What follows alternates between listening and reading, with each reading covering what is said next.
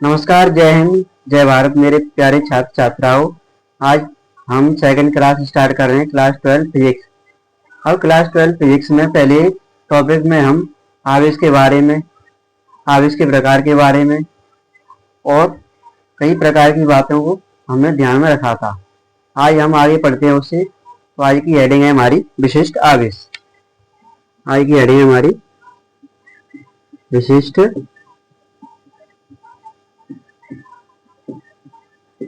आवेश, specific charge. Specific charge, specific charge क्या होता है? इलेक्ट्रॉन के आवेश तथा इलेक्ट्रॉन के द्रव्यमान के अनुपात को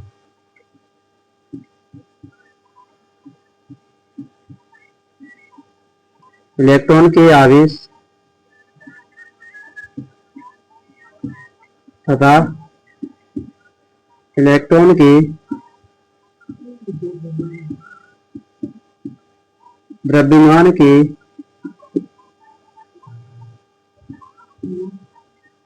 अनुपात को विशिष्ट आवेश कहते हैं।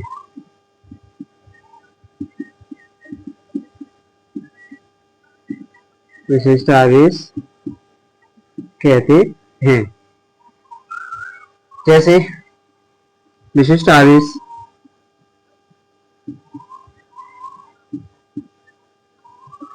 आवेश इज इक्वल टू इलेक्ट्रॉन के आवेश अपॉन इलेक्ट्रॉन का द्रव्यमान। क्या होता है? 1.6 into 10⁻⁻19 coulomb upon 9.1 into 10⁻31 KG. तो ये हमारा विशिष्ट आवेश। एक बार फिर, विशिष्ट आवेश क्या होता है? इलेक्ट्रॉन के आवेश तथा इलेक्ट्रॉन के द्रव्यमान के अनुपात को विशिष्ट आवेश कहते हैं। विशिष्ट आवेश इक्वल टू इलेक्ट्रॉन का आवेश बट्टे इलेक्ट्रॉन का द्रव्यमान। इलेक्ट्रॉन का आवेश होता है 1.6 इंटू 10⁻⁻19 कूलम और अपॉन इलेक्ट्रॉन का द्रव्यमान होता है 9.1 इंटू 10⁻31 केजी। तो ये थी हमारी विशिष्ट आवेश की डेफिनेशन। आगे पढ़ेंगे हम क्वांटाइजेशन ऑफ चार्ज, आवेश का क्वांटीकरण।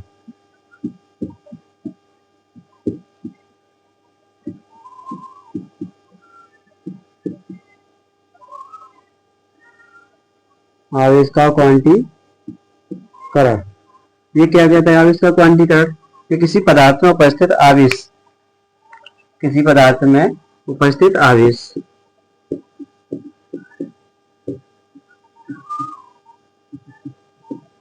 किसी पदार्थ में उपस्थित आवेश मूल आवेश ई का पूर्ण गुणज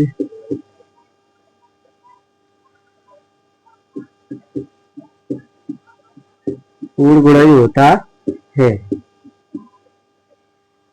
डेफिनेशन क्या है? किसी पदार्थ में उपस्थित आवेश मूल आवेश का पूर्ण गुणज होता है। जैसे Q equal to NE, Q equal to क्या होगा? NE। यहाँ पर NE equal to +-1 +-2 +-3 +-4 dot dot dot, ये नंबर्स होंगे। पदार्थ में उपस्थित आवेश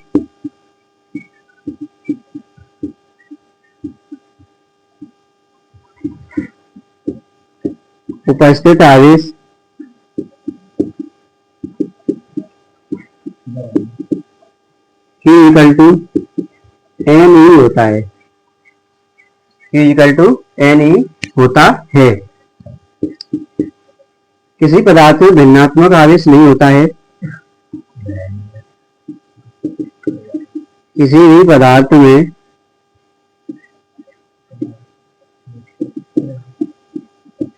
भिन्नात्मक आवेश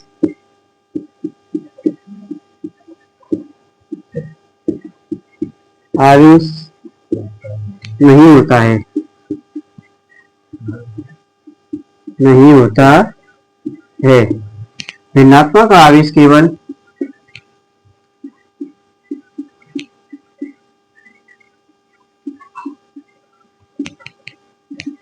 भिन्नात्मक आवेश केवल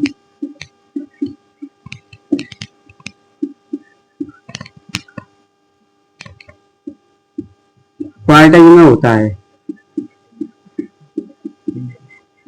क्वार्टाइल में होता है। तो ये था हमारा quantization of charge. Quantization of charge क्या होता है? किसी पदार्थ में उपस्थित आवेश मूल आवेश का पूर्ण गुणज होता है। पॉइंट, किसी पदार्थ में उपस्थित आवेश Q इक्वल टू N ही होता है। किसी भी पदार्थ में भिन्नात्मक आवेश नहीं होता है। भिन्नात्मक आवेश केवल क्वार्टाइल में होता है। जैसे किसी पदार्थ को 5 इलेक्ट्रॉन आवेश दिया जाता है, आवेश दिया जाता है, तो पदार्थ में उपस्थित आवेश दिया जाता है, तो पदार्थ में कितने इलेक्ट्रॉनों की कमी या अधिकता है, अधिकता है। करते हैं सॉल्व। कितने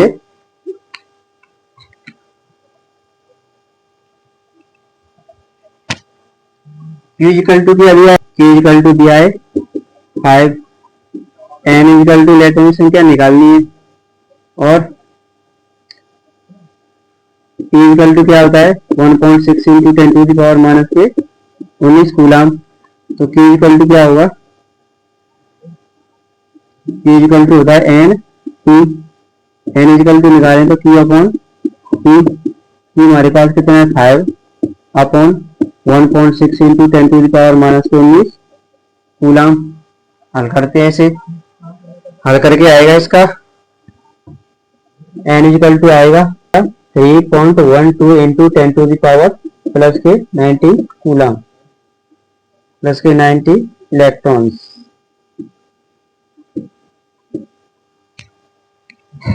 ये हमारा क्वेश्चन। आगे पढ़ते हैं अब कूलॉम का नियम, कूलॉम्स लॉ।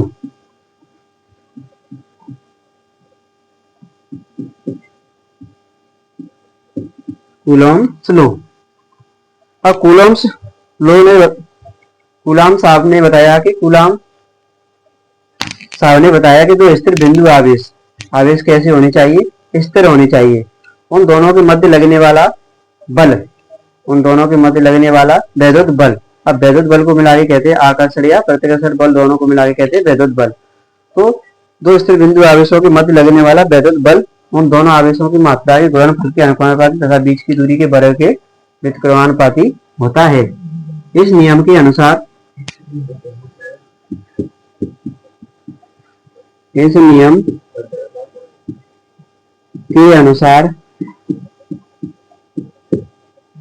के अनुसार दो स्थिर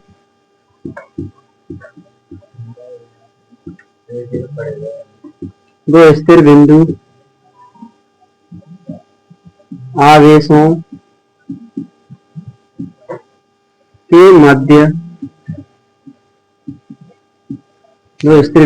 आवेशों के मध्य लगने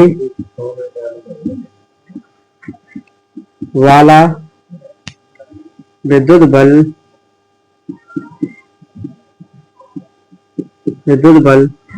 दोनों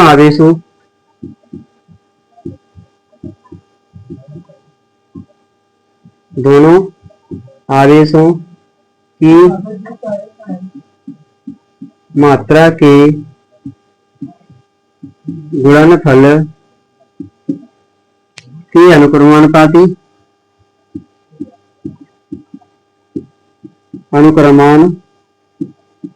पाती तथा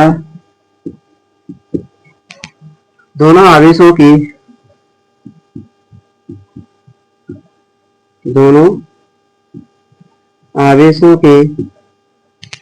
बीच की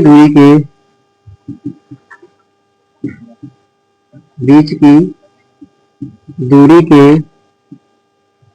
वर्ग के व्युत्क्रमानुपाती होता है। व्युत्क्रमानुपाती लिखेंगे आगे। माना दो स्थिर बिंदु आवेश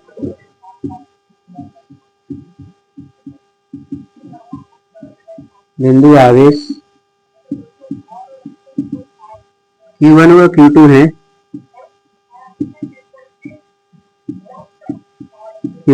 है। तथा इनके बीच की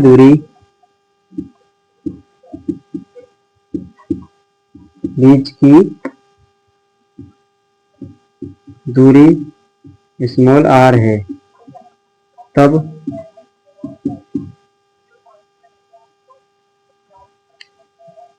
F proportional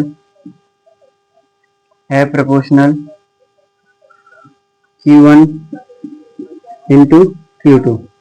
equation first F proportional 1/r²। Equation second समीकरण फर्स्ट और सेकेंड को मिलाने पर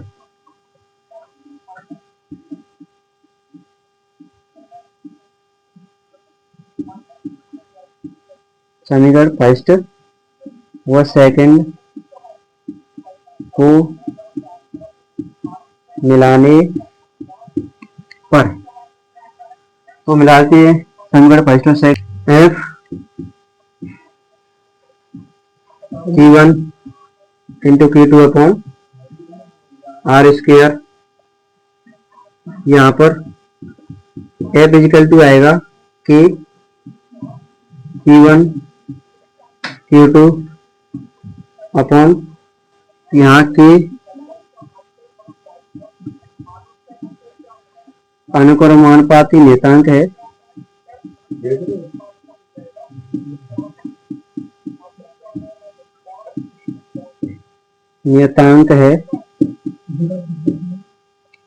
के इक्वल टू होता है 1/4 पाई एप्सिलॉन नॉट या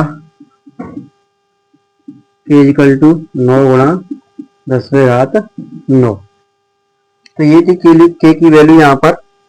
अब एप्सिलॉन नॉट क्या है यहाँ पर? एप्सिलॉन नॉट है निर्वात की विद्युतशीलता।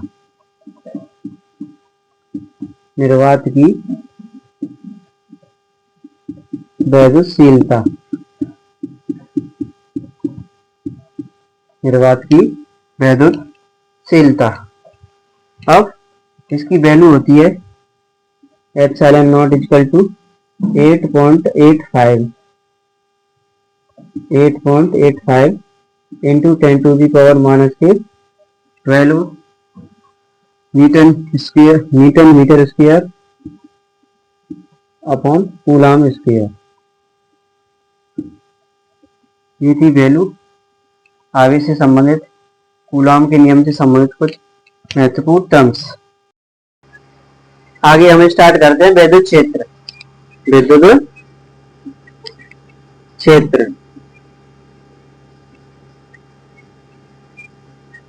इलेक्ट्रिक फील्ड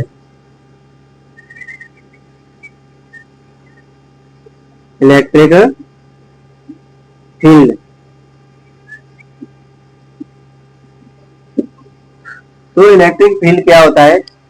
इलेक्ट्रिक फील्ड होता है, विद्युत क्षेत्र होता है किसी आवेश के चारों ओर का वह क्षेत्र जिसमें किसी अन्य परीक्षण आवेश को लाने पर परीक्षण आवेश आकर्षण या प्रतिकर्षण बल का अनुभव करता है, उसे विद्युत क्षेत्र कहते हैं। जैसे किसी आवेश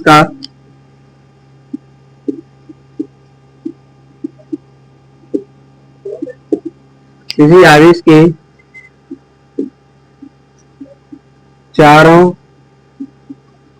ओर का वह क्षेत्र जिसमें किसी परीक्षण आवेश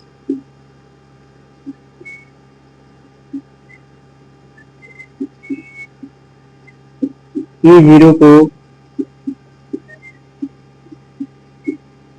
लाने पर आकर्षण या प्रतिकर्षण बल का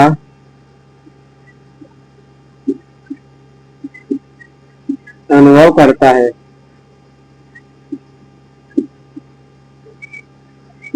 अनुभव करता है। परीक्षण आवेश के लिए यह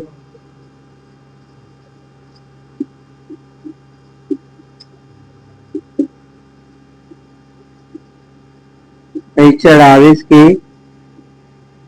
लिए यह विद्युत क्षेत्र कहलाता है। विद्युत क्षेत्र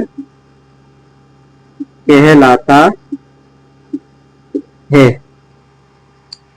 तो ये थी विद्युत क्षेत्र की परिभाषा। किसी परीक्षण आवेश के चारों ओर का वह क्षेत्र जिसमें किसी परीक्षण आवेश को लाने पर आकर्षण या प्रतिकर्षण बल का अनुभव करता है उसे परीक्षण उस आवेश के लिए विद्युत क्षेत्र कहते हैं। जैसे हमारे पास कोई स्थिर बिंदु आवेश है प्लस इसके चारों तरफ कोई क्षेत्र है। क्या है? इसके चारों तरफ विद्युत क्षेत्र है। इस क्षेत्र में किसी परीक्षण आवेश E0 को ला रहे हैं। जब तक तो ला रहे हैं जब तक उसका क्षेत्र नहीं है। जैसे इसके क्षेत्र में ये प्रवेश करेगा या तो इससे दूर जाएगा या फिर इसकी ओर आकर्षित होगा। तो ये था विद्युत क्षेत्र। आगे पढ़ते हैं विद्युत बल रेखाएं। Electric field line. Electric field line. इसमें लिखेंगे धन परीक्षण आवेश। इसमें लिखेंगे हम विद्युत क्षेत्र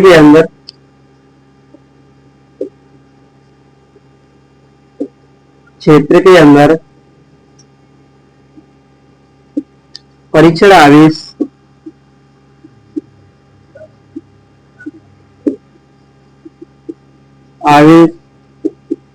जिन वक्रीय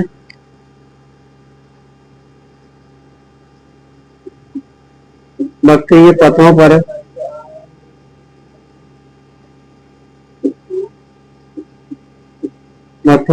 पर गति करता है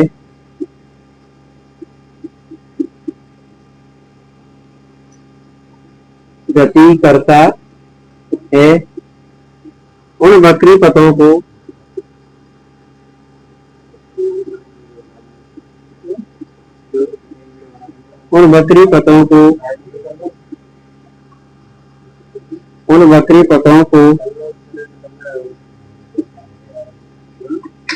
विद्युत बल रेखाएं कहते हैं। विद्युत बल रेखाएं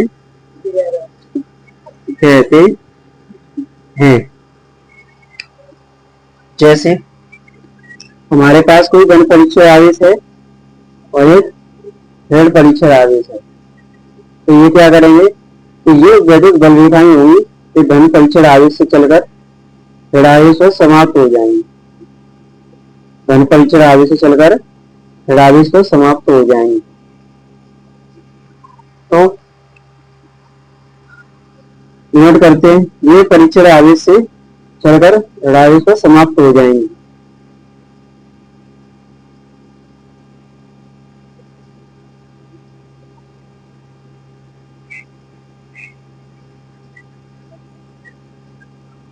ये धन आवेश से चलकर ऋण आवेश पर क्या हो जाती है? समाप्त हो जाती है।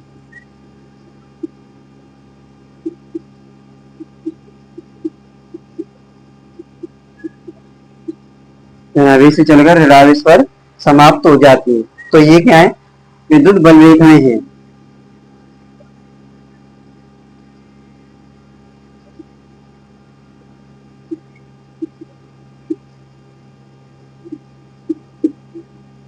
विद्युत बल रेखाएं हैं। आएगा टॉपिक हमारा विद्युत बल रेखाओं के गुण।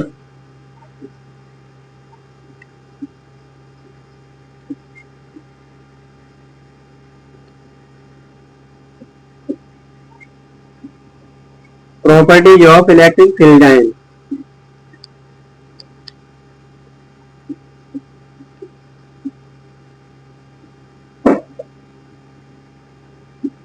इलेक्ट्रिक फील्ड लाइन, तो इसमें बहुत सारे पॉइंट लिखेंगे। ये बल रेखाएं, फर्स्ट पॉइंट है ये बल रेखाएं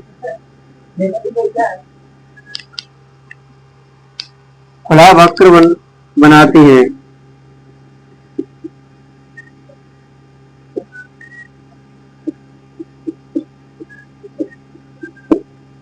ये बल रेखाएं खुला वक्र बनाती हैं।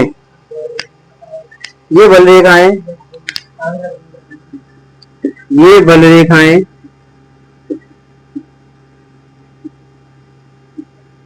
धनावेश से चलकर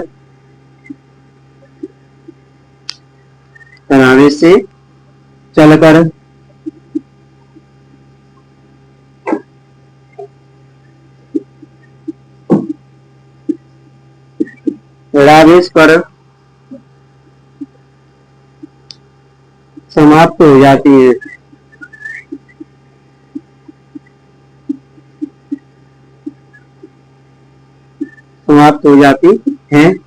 अगला पॉइंट है हमारा, ये बल रेखाएं कभी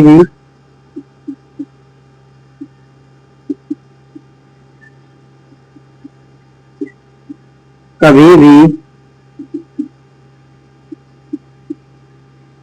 एक दूसरे को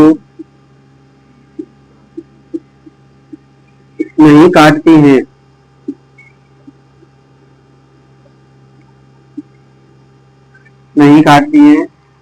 क्योंकि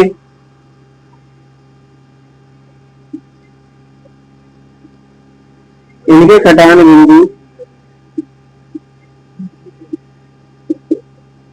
बिंदु पर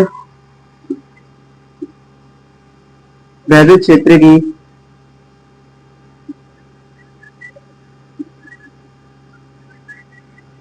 दो दिशा प्रदर्शित होंगी।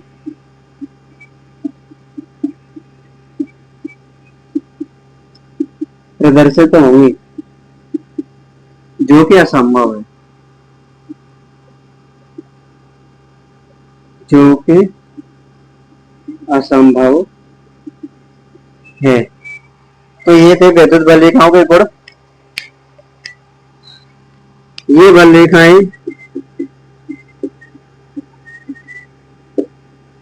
ये बल रेखाएं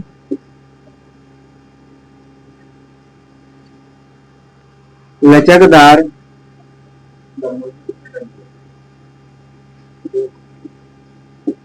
डोरी की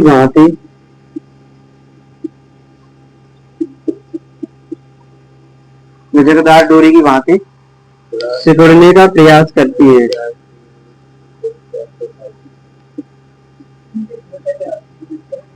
प्रयत्न करती हैं।